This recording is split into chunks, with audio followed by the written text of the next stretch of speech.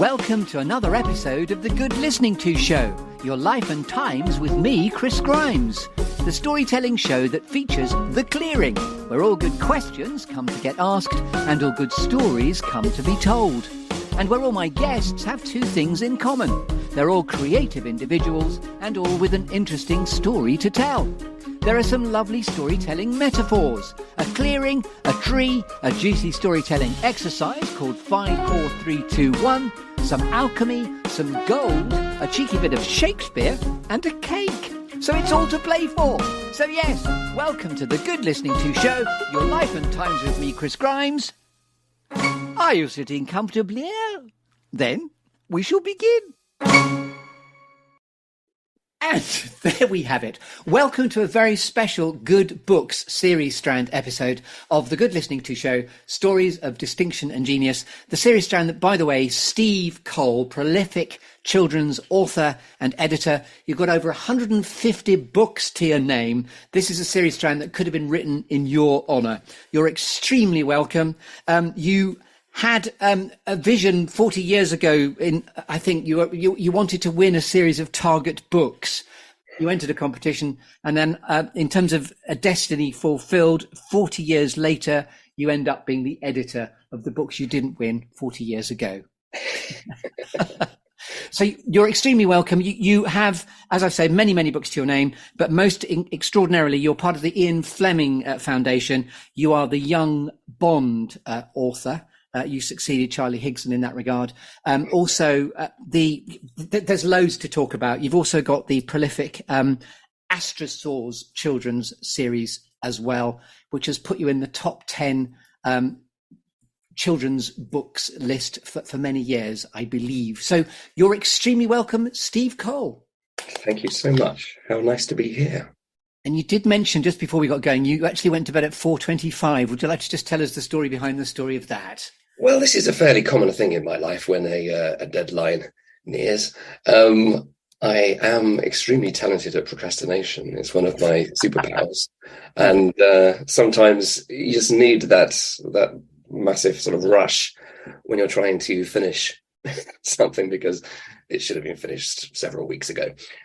So yes, it was good to get that done. And, you know, it pits you against a story, and it's a race to the finish, and that adrenaline and exhilaration kind of comes out in the writing, I think. So I never feel that my writing suffers for a late night. It feels like it's almost a comforting part of the process. But we'll come to all that in good time, I'm sure. Yes, and are you going with procrastination is a superpower as the book title, or that's not the book title?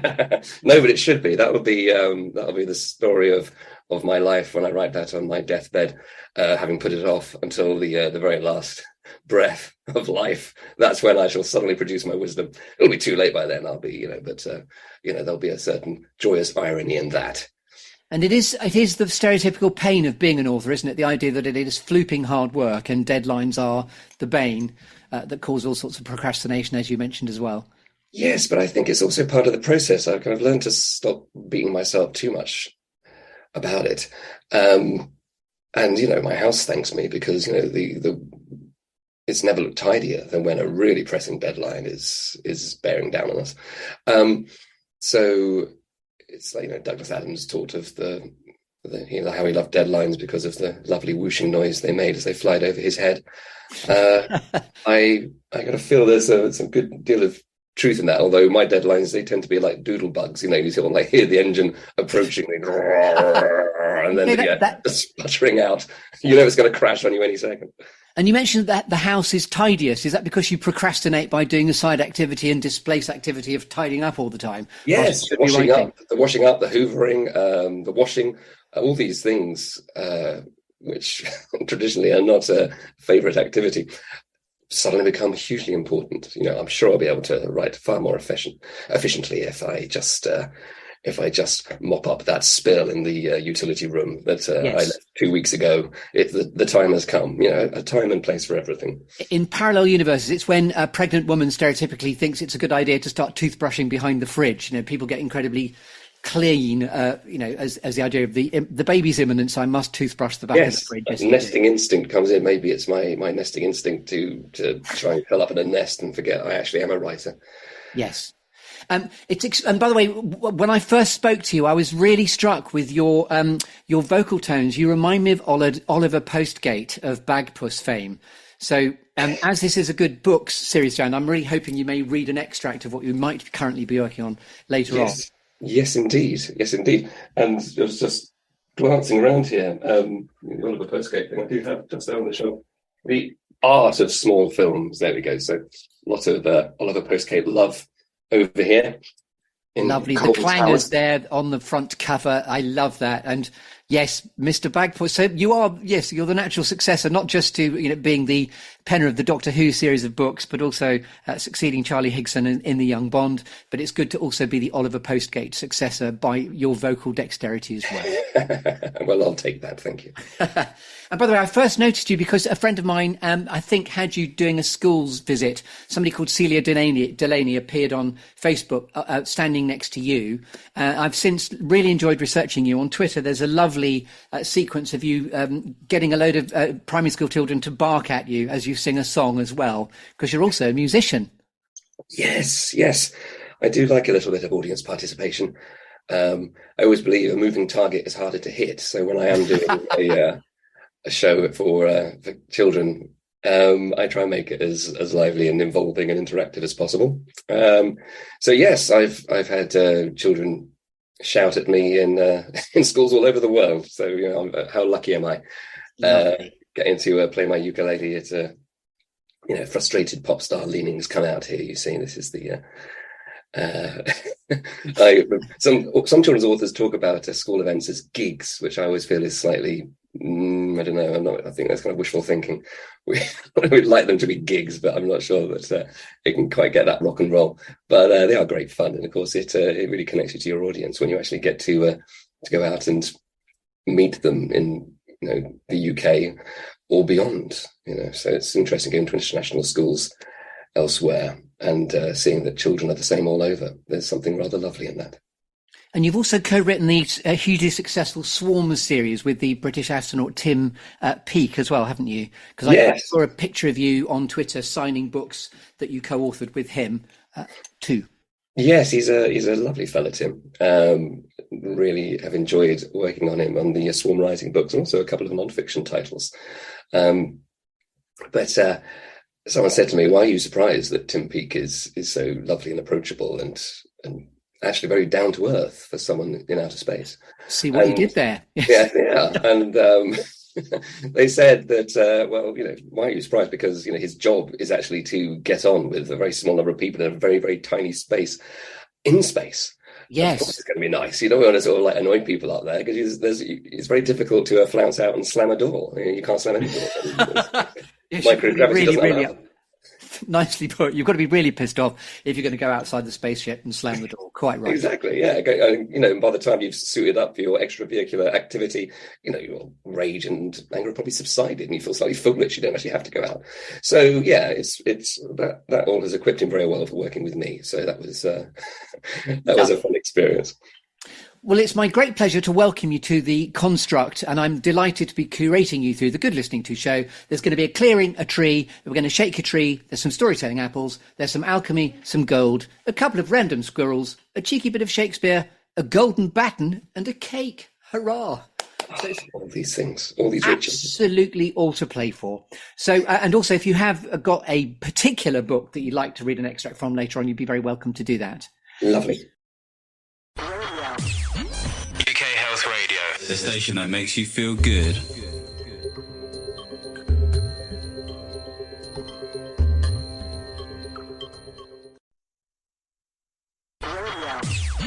UK Health Radio. The station that makes you feel good.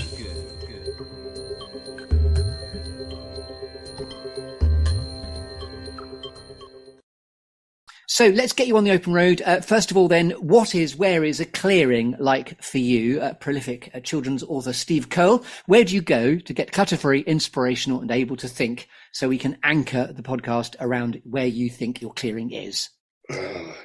Well, I was thinking about this, and I believe it's somewhere between Takapuna Beach in New Zealand and the moon. It's somewhere between the two. I think I've never felt so happy and soul rested as when walking along a New Zealand beach. Just the wide open spaceness of it makes it a balm for the soul. It's not like a British seaside, which is sort of like overdeveloped and overcrowded and people desperately pitching their windbreaks wherever they can. In fact, they can be quite deserted because there's just so much space over there, of course. And looking out, over an extinct volcano and staring down at the vast gelatinous corpse of an unknown jellyfish, these things add interest and spice to the beach visit. But then I also, at night time, I have an alarm clock with glowing white numerals, and it gives it such a beautiful glow. It just makes me feel, as I lie in bed, I can imagine lying on the surface of the moon, looking up at that cold silvery light. I always imagine what it would be like to stand on another world and look out and see different stars or a planet in the sky instead of a moon. So I like to think that I'm on a stretch of Takapuna Beach, somewhere in the Sea of Tranquility. Ooh, if I can just say the word delicious at this point, that's just lovely. And the moonscape brings us back into the clangers deliciously there as well. Wonderful. So that's great. I wondered if it was going to be a moonlit walk, but it isn't. You've just got both scapes there as a sort of magical vista now. It's a walk lit on the moon. How exciting. So did you say Takapuna? Yes. Takapuna. Mount Takapuna is an extinct volcano. I did an author tour around Australia and New Zealand back around about 2011, or 2010 maybe. I know it was when the Christchurch earthquake hit, because I was due to fly there just 2 days before that happened for the Christchurch festival. So it was rather alarming, sort of sitting in Sydney and getting this phone call from a very panicked publicist telling me that they were going to have to divert my flight because the theatre had pretty much collapsed that I was due to be talking in. And the city was without electricity and running water, so it wasn't ideal.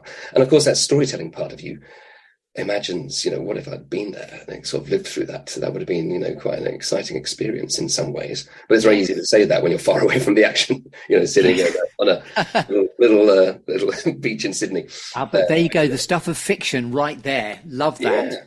Yeah. So what a gorgeous appropriate clearing then. So we're in Takapuna Beach near the volcano that is dormant as we speak. And I'm going to arrive with a tree now to shake your tree, a bit existentially, a bit deliberately waiting for Godot-esque. Shake your tree to see which storytelling apples fall out.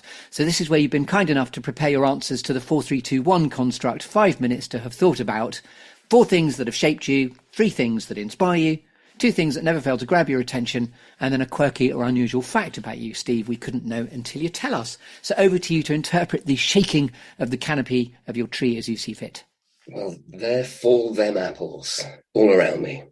Things that have shaped me. Well, I suppose the obvious one in this regard is Doctor Who, the TV series, but also the books. You alluded to my entering a competition for the Target Doctor Who books when I was 5 3/4 years old. My mum filled in the little coupon for me. Tragically, never sent it off. So how was I expected to win if I never entered? I think it was because I got upset at the thought of my book being cut up. So actually, I entered on a piece of paper rather than the thing that she had filled in. But no, I never won. But I did love reading those books because, of course, these were the days before videos and Blu-rays and DVDs and streaming and on-demand television. So if you missed Doctor Who, that was it. You never got to see the episode again unless they might possibly repeat an omnibus edition or show a couple of stories the following year. But there was those times were lifetimes to wait for a young child. My very first memory is of Doctor Who. It's of Sarah Jane Smith trapped in a ventilation shaft on board the Ark in space. And because I've been shaped by Doctor Who, I can tell you that memory must come from February 1975, when that that program was broadcast. You might be saying, well, Steve, why, how do you know it wasn't the repeat of the Ark in Space later that year? Well, because I can actually remember other episodes from season 12 of the show that year. The Doctor leaping away from electrical crackles onto a bed after a trap set by an agent of the Cybermen, for example, in Revenge of the Cybermen. The Doctor reaching for his time ring on Skaro, then being almost zapped by a Dalek from Genesis of the Daleks. When you're a fan of a show like that, you end up being able to date your life fairly accurately, because the show stays with you. I remember that I was at a school fireworks display in November 1978 because I missed episode 2 of The Stones of Blood, for example. This is the lunacy. I remember that my first hernia operation took place the day that the final episode of the 14-part Trial of a Time Lord story was shown in 1986. So life gets, annotated. You're being a veritable Time Lord in any case, because you're absolutely anchoring your own life timeline to Doctor Who. I love that. Yeah, it's odd, isn't it? And I think it's only really Doctor Who fans, or, unless you have, you're a Coronation Street fan and you have a really encyclopedic knowledge. I don't know, you sort of you can peg your life quite dramatically to key events. I know that football fanatics can also do this to a degree because they'll remember the scores or they'll remember things. But I think when it's a drama or television, it's sending visual images into the head. It's a slightly different. It's sending fiction in, and that's got to affect the synapses. I think it's certainly affected mine. But have you ever thought of going on Mastermind? Because I think we all know what your topic would be. Well, this is it. What's tragically, someone actually won Mastermind with Doctor Who as their specialist subject. So there'd be a lot to live up to there. So, and did you watch that one? And so you were basically chuntering off the answers before they were, presumably. I was able to answer the questions, yes. But in terms of Destiny Fulfilled, I know that you ended up being the audio producer for Big Finish, which is the whole Doctor Who series as well. So you really have managed to anchor your life to that as a purpose, if you like. Yeah, I mean, it's funny because I actually, as you mentioned, I edit the revived Target books, which novelise the TV episodes of the reboot of the series when it came back in 2005. But also in the late 90s, I was the editor of the ongoing adventures for Paul McGann's Doctor. He came back for a TV movie in 1996, which sadly wasn't taken up into a full series, but the books developed his adventures. And when I was growing up, basically the guy who taught me how to read was Terence Dix, who was a script editor of the show from the late 60s to the end of the John Pertwee era, and then went on to write an awful lot of these Target books. He had a very crisp, spare style, the way he would novelize these Doctor Who stories and, kind of make them his own by doing that. And I saw him at my school library when I was about 8 years old, and again when I was 12 years old. And then I got to work with him. And the first book from BBC Books for the Eighth Doctor was called The Eight Doctors by Terence Dix. And I worked with him and got along with him well. And he actually dedicated a book to me one time, to Steve Cole, An Editorial Raft in the Stormy Sea of Deadline. And how extraordinary to have gone from reading this guy as a child to having him dedicate a book to me. I mean, that's a remarkable journey, and it's only possible due to the breadth of imagination and longevity of something like Doctor Who. So that's definitely one of my apples. That's probably I would say it is apple. Very profoundly. That's your big cruncher. It is as a cooking apple, I would say, because it's cooked up all sorts of things in my life. But in one sense, another apple shaken from my canopy, I think, would be television. Not just the shows on it, but also its form and structure, which meant an odd amount to me. One of my favourite TV shows, rivaling Doctor Who for popularity and my affections, was the Incredible Hulk TV series, made by Universal in around about 77 to 82, which featured Bill Bixby as Dr. David Banner, afflicted with the curse of transforming into Lou Ferrigno's Incredible Hulk. Now, I loved this show because it was taking comics and making them into something real life, so it seemed to me. I was aware of the fiction, though, very keenly, because when I played games of The Incredible Hulk, I was playing games of the Incredible Hulk television series, and I knew that there were 2 advert breaks in every hour-long story. So I would reach a pivotal point of my invented narrative, and then I would sit down for 3 minutes while the imaginary adverts played before picking it up and getting on with it. And I knew that he only changed into the Hulk twice per episode. For budgetary reasons, really. Although at the time I just thought that was part of the fun of it. And my favourite bit was the build-up when David Banner would get angry. That's when he transformed. If he'd been beaten up or he'd be trying to save someone and was being frustrated by all the things in his path. And I think we can all relate to this, but especially children, when we feel powerless and frustrated. We cry with rage and anger. And it all comes out in that tantrum. And the Hulk is a tantrum turned green and made muscular. So we kind of lead up to these bits are the best bits. So yeah, I would make sure that just like on TV, I would be sitting down for the 3-minute ads, and then probably the Hulk would come and make his first appearance. So I was always to Hulk up when you've been sitting down for 3 minutes. Is the exactly yeah. It almost gives you time to change into your ripped shirt and jeans combo, which is important for the fiction of the piece. Things like the test card. I mean, I tell children today on school visits, they have no concept of the idea of waiting to tune into a program, or very little idea of this, because they get what they want on demand. They can stream it any time. They will never know both the joy and frustration of having to wait a week to find out what will happen in the next 25-minute installment of Doctor Who. There's no binge watching. There's no shortcutting to get there. You have to wait. And deferred gratification is a very important lesson of itself, which a lot of people lack now. It is, yes, and I think it's more interactive than it's one of the watchwords for children: interactivity. Well, television used to be because you would actively see what was on and make a choice, as long as you're not just randomly flicking channels the entire time. And by making a conscious choice to stop what you're doing and be there at a certain point in time, is that's quite a beautiful thing, I think. But certainly I would end up watching anything, because again I became fascinated by the test card. They literally would not even show TV all the time. Sometimes you just get that picture, hours with music playing behind it. It was a girl playing noughts and crosses with a clown puppet. Yes, and that was on Antiques Roadshow recently, where the girl was back with her board, and that was featured. Really? The grown-up version of the test card. Oh my goodness, it used to terrify me, that thing, because there were noughts and crosses on the board, which implied that the clown puppet had been animated to play against her. And the girl had this strange smile on her face, almost as if she just let one go and no one knew.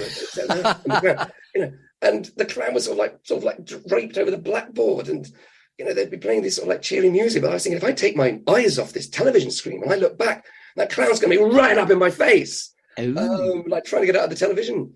So you can imagine if I could twist just a single still photograph with some color bars around it into this horror story. I think it was a given that I was always going to transform ideas into words and try to make sense of them. So yes, I think that that was definitely a spur to my imagination, rather than television was still treated as a bit of a menace back in the 1970s when I was growing up with it. You mustn't spend too much time watching TV, your eyes will turn square. There was something, some sort of danger of the passive consumption. Yes, old square eyes. I remember that too, as a sort of encouragement to stop watching telly. Yes. Yeah. And you only allowed a smaller window of children's programs, before the regional news comes on, things like that, to sort of encourage you to go off and, do something else. But I think that actually some of those choices I made, definitely had an effect on me. Next apple. I mentioned The Incredible Hulk, and I think Marvel Comics are certainly something that shaped me as well. They were just as important as the Doctor Who books to me, and introduced me to this vast shared world, because the superheroes of Marvel didn't live in a separate universe. They lived in a kind of a mirror dimension to our own. it wasn't just Spider-Man who lived in New York City. It was also the Fantastic Four, and the Avengers wouldn't be far away, and Daredevil was there. So it was this shared world, and you never knew who was going to turn up in whose story. You would notice that they were drawn differently, or maybe scripted slightly differently, but that was part of the fun. But again, at that time, comics were frowned upon as an art form. They were kind of just considered, just a bunch of characters in long underwear fighting each other, and ridiculous. But the truth couldn't have been further away from that. I still have in my possession 2 installments of Super Spider-Man and the Superheroes, the weekly UK Marvel comic that came out from 1976, and it was a 2-part story. It was unusually the comic was landscape in style rather than portrait, so you could fit 2 pages of Marvel action on every landscape page. It's such a joyful, passionate, it's like a joyful geekery you're describing. It's so immersed in the passion for it. You're making it was like that ever since I was a child. I could tell, recognize the difference. But this story was extraordinary. It was, it's basically revenge tragedy where Peter Parker's Spider-Man is battling the Green Goblin, Norman Osborn, and it's being a tangled web of connections. Peter's flatmate is the son of the Green Goblin. He doesn't know Harry Osborn. Harry Osborn at the moment is coming down from a really bad LSD experience. Children's comics, really? He's like obviously having a very bad trip indeed. But Spider-Man's fighting the Green Goblin. The Green Goblin has kidnapped Peter's girlfriend, Gwen Stacy, because he knows who Spider-Man is. And he knocks Gwen Stacy off the top of the George Washington Bridge. And Spider-Man, of course, saves everyone. He leaps to the rescue, and he spins his web to catch Gwen, and it snags on her boot. Yes, he's got her. And there's sound effects on a snick, I think it is. The jerk of the fall. She's already dead. She was, so he thinks he's saved her, and he realizes she's no longer alive, and the Goblin did it, and he's going to kill the Goblin. And so there's part 2 of this. It's very dark, of course. He's mourning, he's feeling loss and grief and rage, and he beats the hell out of the Goblin. The Goblin then tries. We're going into a slight rabbit hole of now going into a graphic novel of itself. So remember, I said occasionally I might go to get. Yes, I'm sorry. No, that's away. So lovely though, because it's so passionate and ingrained in the fabric of who you are as a story spinner. Even the Spider-Man web, the spinning of the story, you're just ingrained by your narrative. It's fantastic. But I think the reason I think this truly shaped me is that this allowed you to comics allowed you to feel all these big grown-up emotions that you weren't ready to feel. It was aspirational reading in a way. Yes. And you felt like I had to throw away so many comics from my bedroom by my mum. She made me clear them out. But those 2 comics, they stayed with me right from the age of 5. 5 years old, I shouldn't have been reading about that stuff, or I shouldn't have been expected to understand that stuff. But I was able to understand the importance of them in the life of Peter Parker, and that such important events could happen to us all. So it was very important to me at the time. So to pull you towards another apple now. So this is the last shaping, and then we'll get into 3 things that inspire you. Yes, well, it has to be music as the other shaping experience. Typically, I think, looking back, I didn't have any real discernible taste in music until I was about 15, when I discovered Factory Records in Manchester. And it wasn't just the music, but it was also the aesthetic. It was the idea that the records weren't just tools for selling songs; they could be objects of beauty in their own right. And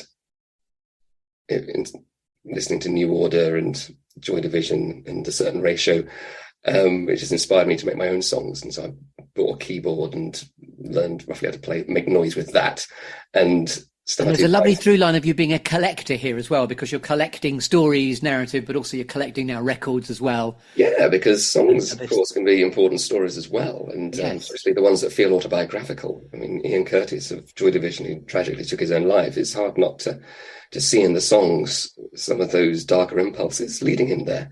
Yes. You feel like you're, living through the real deal there.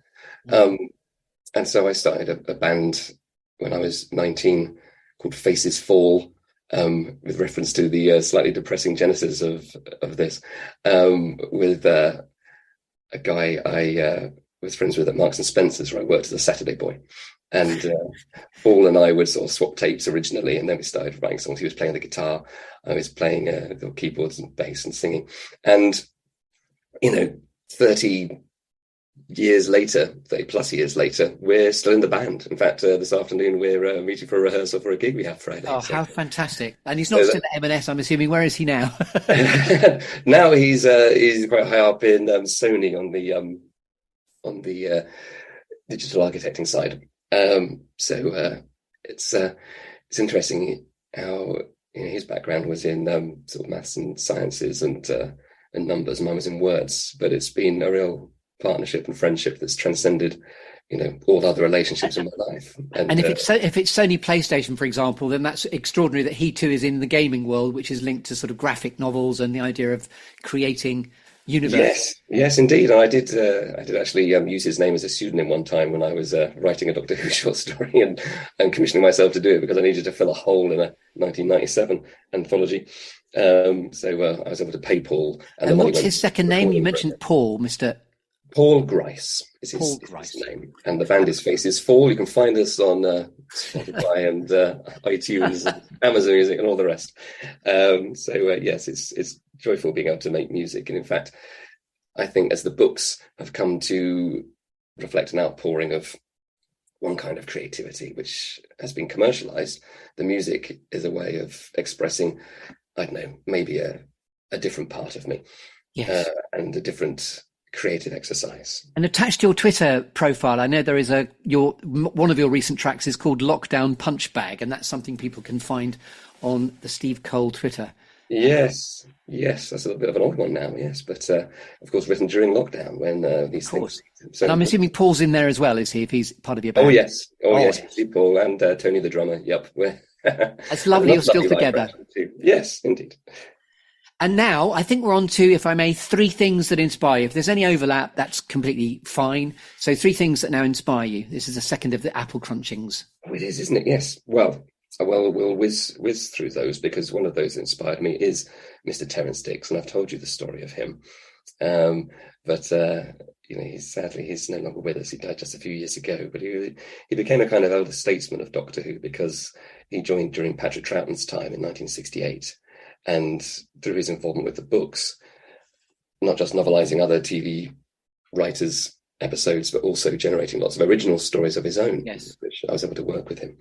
And he was always... Did he always know that you perceived him as being your mentor, by the way? Did you have that conversation? Yes, I think though he'd been a mentor to much more impressive writers than myself. I think people like Stephen Moffat and Russell T Davies would say that they'd learned a lot at the knee of Terence Dicks from reading these books. We have this shared experience of it's not just nostalgia; it's a real shaping force. Yes, part of your DNA. It would seem exactly, yeah. And that you can see that coming out in different ways and in different strands of stories, and. I came back to work as the consultant editor on the Doctor Who list in 2017 and was able to work with Terence one more time before he passed. And it was lovely to catch up with him again and reconnect with a man who had been such an important part of my life in so many ways. When I was like an elder statesman within. Exactly, this is exactly what he was. Yeah. When I saw him aged 12 at Bedford Central Library, I remember thinking I didn't know what I wanted to do with my life. But I thought I wouldn't mind being Terence Dicks. I would like his job. That sounds good. Making up Doctor Who for a living, and then of course you find yourself doing it at 4:25 in the morning with an interview to record the next day, and you think, this is exactly the kind of stuff he would have. Was it a Doctor Who book you were finishing this morning? It actually was a Doctor Who short story I was finishing. UK Health Radio, the station that makes you feel good.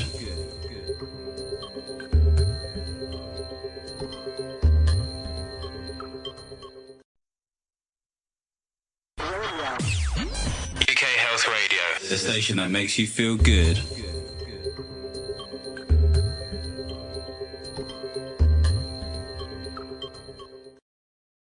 Another person who inspired me was Mr. Hall, my English teacher at middle school.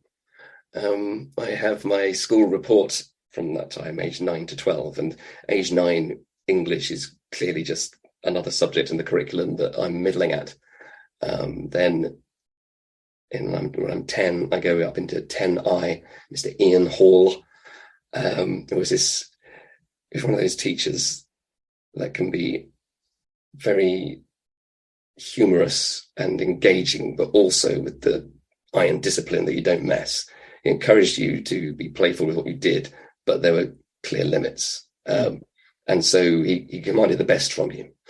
And, he was a rotund gentleman. He was bald with his big red beard, and he would refer to himself as Baldylocks and the Three Hairs or something, he would send himself up, which was, and I loved that sense of not just teaching, but, entertaining and encouraging. And he was my English teacher for the rest of my time in Lincroft Middle School.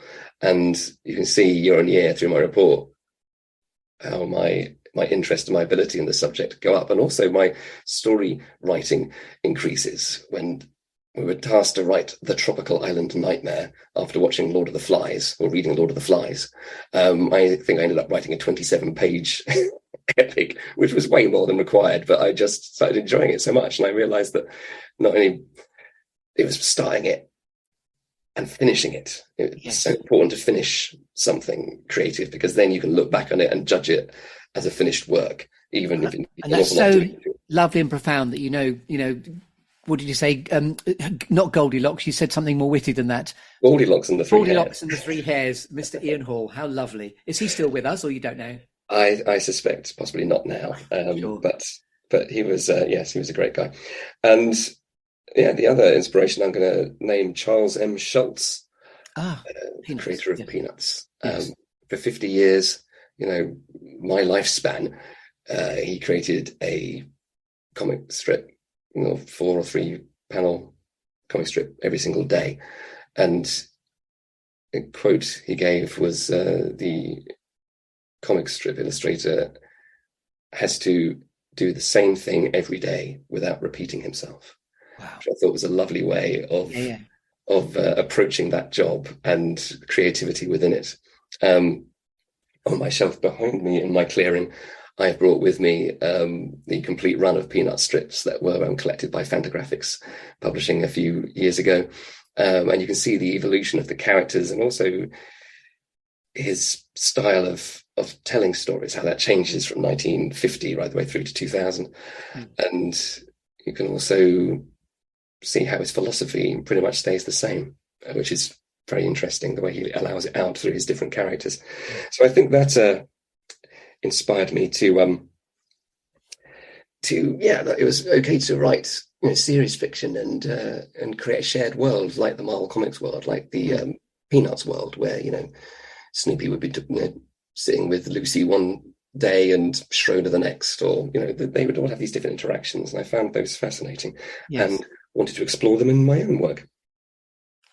Lovely attributed. I'm trying to say the word attributed, but in using in the right sort of text there. Lovely to attribute Mr. Charles Schulz for that discipline. Yes, lovely. Now, 2 things that never fail to grab your attention. This is the borrow from the film Up. This is squirrels. What never fails to grab your attention, irrespective of whatever else might be going on for you. Yeah, well, typos. That's a big one. If I'll be driving along, and you see a sign for a shop, and they've missed out on apostrophe. You think, oh, you paid all that money for that sign, and you didn't even check. Or it's painted on the side of a van, this beautiful logo or whatever, and they've misspelled a word, or I find it difficult. There you are, Chief Constable of the Grammar Police, and that's right, and it's so unfair. discipline. It's so unfair, But I remember being on holiday in Rhodes, and this restaurant was advertising its way on this big neon sign, and it was offering lamp chops, and which was actually quite a beautiful, surreal moment. Imagine if you went in there, all fully of yourself saying, "I think you mean lamb," and they actually served you up this sliced electric Anglepoise. I think a say of Anglepoise would be an interesting dish, but and come on, they're writing down English far better than I would Greek, so it's I'm aware of the ridiculous pedant in me, even as I say it. But I went into a store and bought some cling film, and it said tear here, and they'd spelled tear Tare. No. Now, that doesn't just exactly. get my attention, that almost explodes my head, because this is Yes. something that's actually for sale in a major UK retailer. So I was shocked. Give us the cough again. I missed who that was. Yeah. Okay. That was the one. How could they? But that grabs my attention. And the other thing to grab my attention, the other squirrel, if you like, is a salsa beat in music. Oh, lovely. Because Yes. I'm a salsa instructor in my spare time.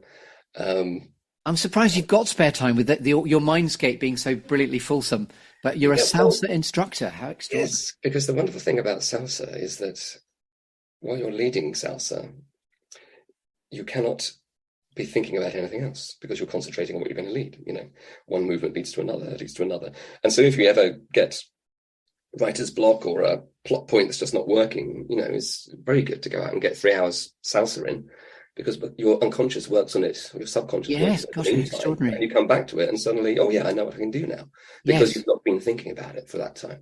So, and it's also very good for working the hunched shoulders of the writer and the pins and needlesy arms. So, and it's not just salsa music that we dance to. You can also dance to more modern songs which happen to have that salsa rhythm. 1, 2, 3, press 5, 6, 7. 1, 2, 3, 5, 6, 7. And you can hear it in everything from Taylor Swift's Blank Space to Lenny Kravitz's Mama. It is that rhythm can sort of like steal into something. So when I hear it, it puts me into a good mood and a happy place, and I imagine what I might do. Very relatable, because of my passion and love of comedy improvisation, with the mindset of yes and, yes and, yes and, yes and, which is just rhythm of I suppose, spinning narrative. So I like that you're using dance moves to just create movement, which then informs your storyscape. Yes, and reflect the the feel of the music as well, in the way that you dance them. And if I may, sorry to interrupt you, a quirky or unusual fact about you now we couldn't know until you tell us. Oh, I'm made up of quirky facts. It's difficult finding a serious fact, really. Well, I can tell you that I have had 4 hernia operations in my time, inguinal hernias, one at 15, one at 16, one at 19, one at 39. Why the 20-year gap between hernias? I know. Well, one was on one side of the groin, and then the second one never healed that well, and that one kind of reopened and led to the third operation a couple of years later. And they must have done a slightly better job, because it didn't reopen again until I was 39. But I do also have a hole in my diaphragm, so a hiatus hernia as well. So I'm not entirely hernia free, but I'm basically riddled with hernias. You are an holy man in that case. Maybe that's my superpower. I'm riddled with hernias. That's a great, quirky, unusual fact. Thank you. If you'll forgive me, because I'm just sort of whistling along, making sure we hit to time. Now we've taken your tree. We're still in your beautiful clearing. Just say the name of the beach again. We are in New Zealand, because it's such Akapuna Beach. Akapuna Beach, lovely. And now we're going to talk about alchemy and gold. When you're at purpose and in flow, what are you absolutely happiest doing? Well, it always used to be writing stories. Then I had a period of repetitive strain injury, which made typing very, very difficult, and made this thing that had always been just an extension of myself become quite painful and difficult. I tried writing longhand, and it just wasn't the same interface between brain, fingers, and screen. I tried dictating stories using the software, but oh goodness, I think on my YouTube channel there's a video of me taking 2 minutes to type 3 words. Wow. With the power of drag and dictate. It wasn't a happy experience. I was ready to punch the screen, but which probably would have made the RSI worse, if anything. So it took a while to work through that. But I think it's those really late nights, early mornings, when I'm just completely locked down in the zone. When I was writing Young Bond, every story, every one of those novels, the last 8 to 10,000 words took place over this absolutely full-on 36, 40-hour period where I would not sleep, start in the morning, work through the night, work through the next morning, get to lunchtime, finally pack up and send it off. So I felt like I'd been through the same stuff that James Bond had. I was battling the bad guy on a blazing Zeppelin, or fighting Nazis in a steampunk version of the Iron Man suit, or climbing a antenna to wrestling with the dilemma of whether to shoot a spy or not. I felt like I was living those things so vividly because the adrenaline is running and it's pushing you away. You want to stop, you can't give up, and so you have that same thing. It's like pitting yourself against the climax of something. And so the starts of books I find very, very difficult to do. Even after all this time, I'll come down and say, well, I wrote chapter 1 today. And someone will say, oh, that's brilliant, well done. I say, no, I literally wrote the words chapter 1. That's what I wrote, nothing else. But by the end, it's like 10,000 words. So there's a natural momentum that picks up, and then in the end, it's a sort of lockdown of about 40 hours. Definitely. It's all the work while crying. Yeah, it's that thing, all the procrastination, all the plotting and planning leads to this. Which, as you said, is your superpower, your capability of procrastination. Lovely. This is the good books moment now. Imagine, if you will, a plinth, a metaphorical plinth within the clearing, where we can talk about any of your past or current projects. So what book would you most like to feature, Steve, in what we're about to talk about? Oh, ideally I'd need a clump of plinths, really. That's a lovely collective noun for a bunch of plinths, a clump of plinths. Yeah, I think it's the name of a review from the 60s. I think it's possibly Peter Cook and Dudley Moore, I'm not sure.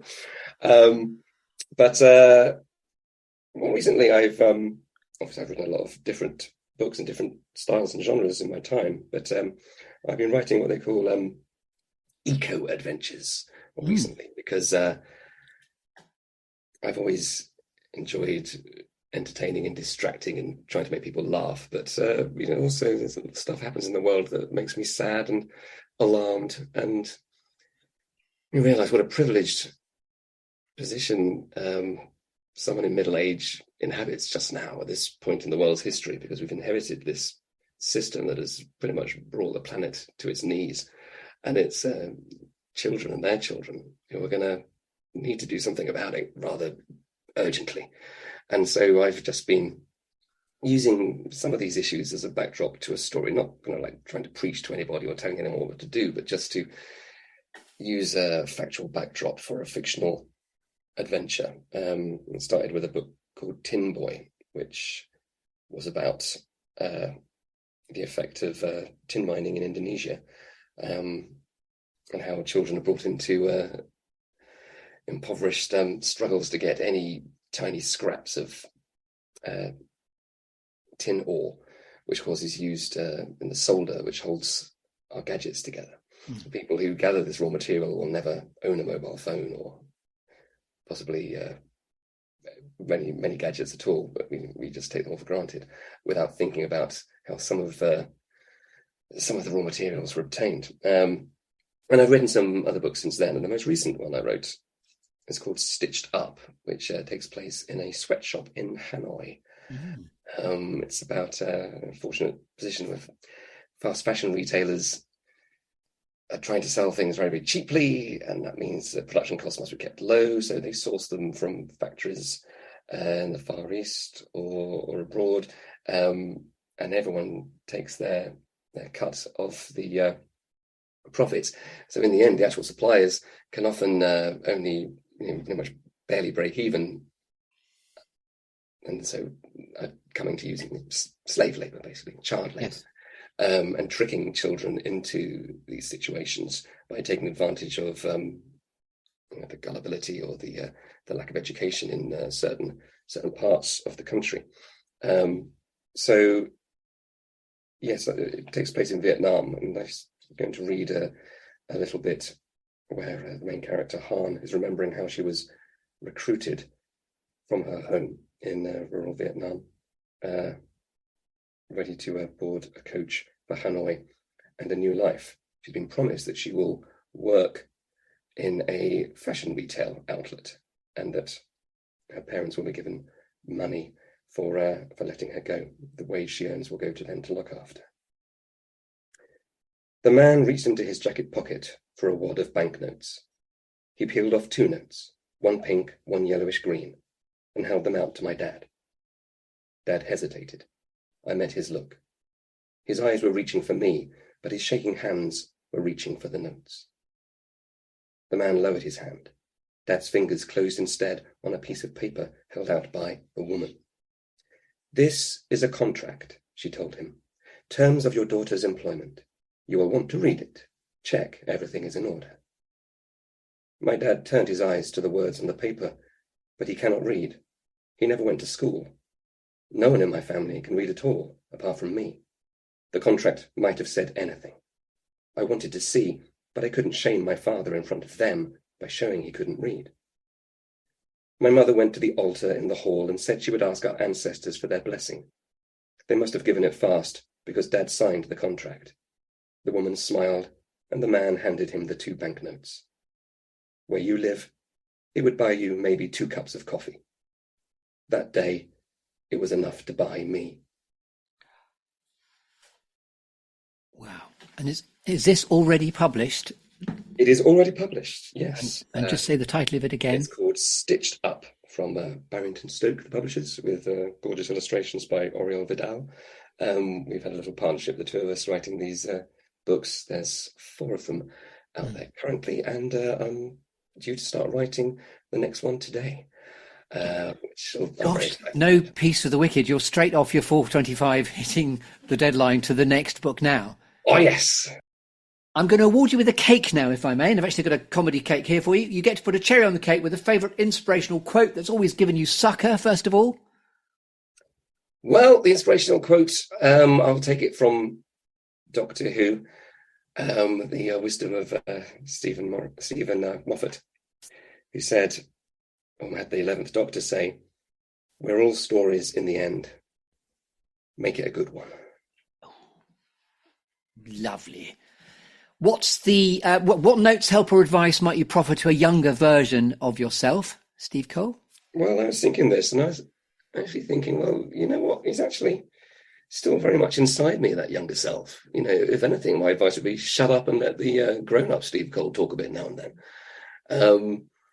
Really, nice. just sort of like hold tight and ride out the blasts in life, and you know, good things do come from more difficult situations if you give them the space. So I think I would say that, and advise him to lie down on the surface of the moon or on Takapuna Beach as often as he can. And we're cramping up to a bit of Shakespeare, but via the Golden Baton, please. As you've experienced this from within, who would you most think in your network would most enjoy being given a good listening to and you passing on the Golden Baton, please? I would pass it on to a lovely author called Paul Mars, Magrs. He's from the Northeast originally. He's got a beautiful voice in all the media he turns his hand to. He's written for literary fiction like Modern Love and Could It Be Magic, through to gorgeous parodies and Doctor Who novels and short stories, which is how I first met him about 25 odd years ago. And he's had an extraordinary career and can speak far more intelligently and involvingly and with fewer ers than me. So I think he'd be an excellent person to pick up that baton. You're very kind and generous to do that. So your mission, should you choose to accept it, is to pass the golden baton to him. We're going to do a Captain's Log supplemental, by the way, where we're going to get you to read your book from within, but I'm just managing time for this bit. Now, inspired by Shakespeare and all the world's a stage and all the better women merely players, we're going to talk about legacy now. How, when all is said and done, Steve, would you most like to be remembered? A poor player who strutted and fretted his hour upon the stage and then was heard no more. A tale told by an idiot, full of sound and fury, signifying tea time. It is tea time, isn't it? Must be. I feel I'm ready for a cup of tea. Yes, lovely. Thank you so much for interpreting that in true Shakespeare as well. Lovely. Where can we find out more about you, Steve Cole, on the old Hinterweb? Well, you can just tap in Steve Cole books and all sorts of things pop up. A very out of date and Doctor Who skewed Wikipedia page. You'll find out that I'm not Steve Cole, the jazz musician. I was going to mention him. Yeah, sometimes. A tenor saxophonist. I did indeed. I did a library event in Stevenage one time, and for some children, and his grandfather of the boy came up to me and said, "What was it like working with blah blah and blah blah?" And I think, no, that was no idea. That wasn't me. That was another Steve Cole who's shares my name, but he's obviously a jazz musician. And he goes, "Right, yeah, right. But what was it like working with them?" Really, I'm not just making it up. You just watched my talk. I was playing a ukulele and singing about monsters. I wasn't playing a beautiful jazz sax solo. But so you ignore him. You can see various interviews with me where I talk about this and that. And your Twitter handle is at Steve Cole Books. So that's the way to find me, and on YouTube, and there's stuff for adults as well as for children. Lovely. I'm just going to thank you for listening thus far. Hold the line, caller. We'll do a Captain's Log supplemental in a minute, but tune in next week for more stories from the clearing at this point. You've been listening to the Good Listening To show here on UK Health Radio with me, Chris Grimes. Oh, it's my son. If you've enjoyed the show, then please do tune in next week to listen to more stories from the clearing. If you'd like to connect with me on LinkedIn, then please do so. There's also a dedicated Facebook group for the show too. You can contact me about the programme, or if you'd be interested in experiencing some personal impact coaching with me, care of my Level Up Your Impact programme, that's chris@secondcurve.uk. On Twitter and Instagram, it's @ThatChrisGrimes. So until next time, from me, Chris Grimes, from UK Health Radio, and from Stan, to your good health. And goodbye. So, Steve, just to get your immediate feedback, what was that like being given a good listening to in this construct, would you say, as feedback? It was very enjoyable. Thank you very much. It was, it's good to have an opportunity to consider the things that drive us and that have shaped us and motivate us as creative people. Because sometimes we're so close to the process, we don't really appreciate the tricks that our brain is playing on us to put us in this space. And when you sort of look back and see the chain of events that lead you there, you can see some of those golden threads, even as the golden apples fall around us. So it was, it was nice to spend some time in that clearing, asking myself a few things rather than putting it all down on the page. Actually, turning a page or two back in my own memory. Lovely. And I so loved it and enjoyed the fact that you credited your lovely English teacher for almost sort of turning the switch on, which you have everything to thank for. Wonderful.